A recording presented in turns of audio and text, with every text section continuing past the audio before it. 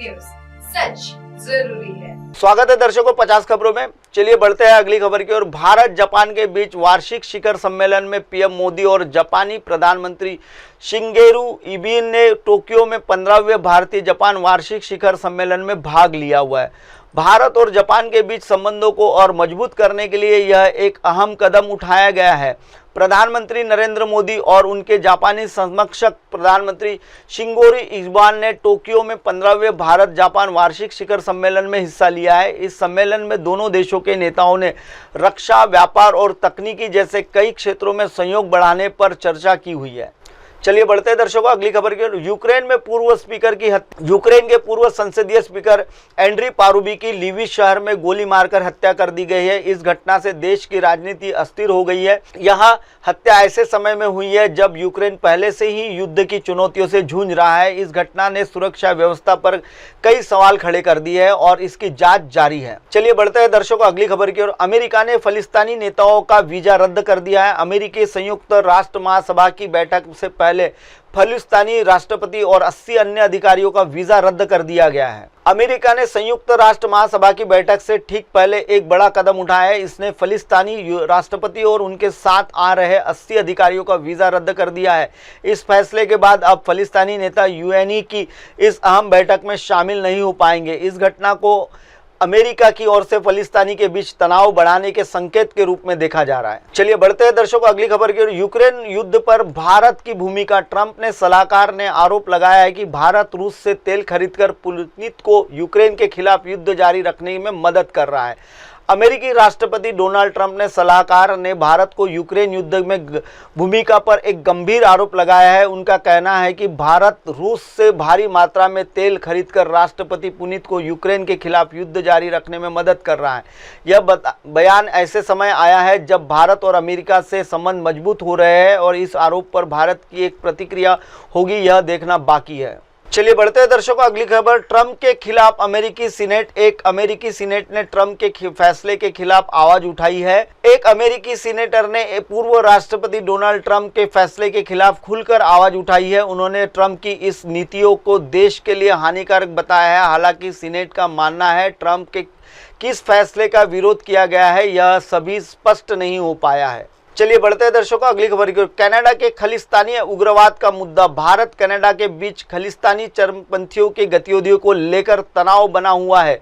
भारत और कनाडा के बीच खालिस्तानी चरमपंथियों की गतिविधियों को लेकर तनाव बना हुआ है। भारत लगातार कनाडा सरकार से इस मुद्दे पर कार्रवाई करने की अपील कर रही है, लेकिन कनाडा का कहना है कि अभिव्यक्ति की आज़ादी के तहत गतिविधियों को रोक नहीं जा सकता। इस मुद्दे से दोनों देशों के राजनीतिक संबंधों में खटास आ रही है। इजराइल ने गांजा शहर को कॉम्बैट जोन घोषित किया है। इजराइल सेना ने गांजा में रणनीति को ठहराते को खत्म करते हुए शहर को एक युद्ध क्षेत्र को घोषित कर दिया गया है। इजराइल ने गांजा में लागू रणनीतिक ठहराव को खत्म कर दिया है। इजराइल सेना ने गांजा शहर को अब एक कॉम्बैट जोन यानी युद्ध क्षेत्र घोषित कर दिया है। इस फैसले के बाद गांजा में तनाव को बढ़ावा हो सकता है और वहां के निवासियों की मुश्किलें भी बढ़ सकती है। यूक्रेन पर रूस का हमला। रूस ने यूक्रेन पर 500 से अधिक ड्रोन और 45 मिसाइलों से बड़ा हमला कर दिया हुआ है। रूस ने यूक्रेन पर एक बड़ा और असममित हमला किया है। रिपोर्ट के अनुसार रूस ने यूक्रेन के कई शहरों पर 500 से अधिक ड्रोन और 45 मिसाइलों से हमला किया है। यह हमला यूक्रेन में तनाव को बढ़ा रह सकता है और वहां के निवासियों की मुश्किलें और भी बढ़ सकती है। चलिए बढ़ते हैं दर्शकों अगली खबर की ओर। जापान का अमेरिकी में निवेश रोकना। ट्रंप के टैरिफ लगाने के फैसले के बाद जापान ने अमेरिका में 550 अरब डॉलर लगभग 4 करोड़ 82 लाख रुपए के निवेश के पैकेज को रोकने का ऐलान कर दिया है। जापान ने अमेरिका में अपने एक बड़े निवेश को रोकने का फैसला किया है। पूर्व राष्ट्र डोनाल्ड ट्रंप द्वारा लगाए गए टैरिफ के जवाब में जापान ने अमेरिका में 550 अरब डॉलर यानी लगभग 4.82 लाख करोड़ रुपए के निवेश के पैकेज को रोकने का ऐलान कर दिया है। यह कदम दोनों देशों के बीच व्यापारिक संबंधों में बढ़ते तनाव को दिखाता है।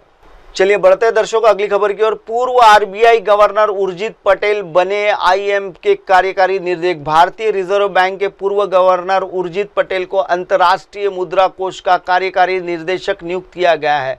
भारतीय रिजर्व बैंक के पूर्व गवर्नर उर्जित पटेल को एक नई और महत्वपूर्ण जिम्मेदारी सौंपी गई है। उन्हें अब अंतर्राष्ट्रीय मुद्रा कोष का कार्यकारी निर्देशक नियुक्त किया गया है। यह भारत के लिए एक सम्मान की बात है और यह नियुक्ति दर्शाती है कि वैश्विक स्तर पर भारत अर्थशास्त्रियों का कितना मान सम्मान है। फिलहाल वक्त तो चला है दर्शकों ब्रेक का। ब्रेक से लौटने के बाद देखिएगा 50 खबरें। बने रहिए एमएनएस न्यूज पर। हाय हेलो नमस्कार, मैं हूं पंकज विष्णु और आप देख रहे हैं एमएनएस न्यूज।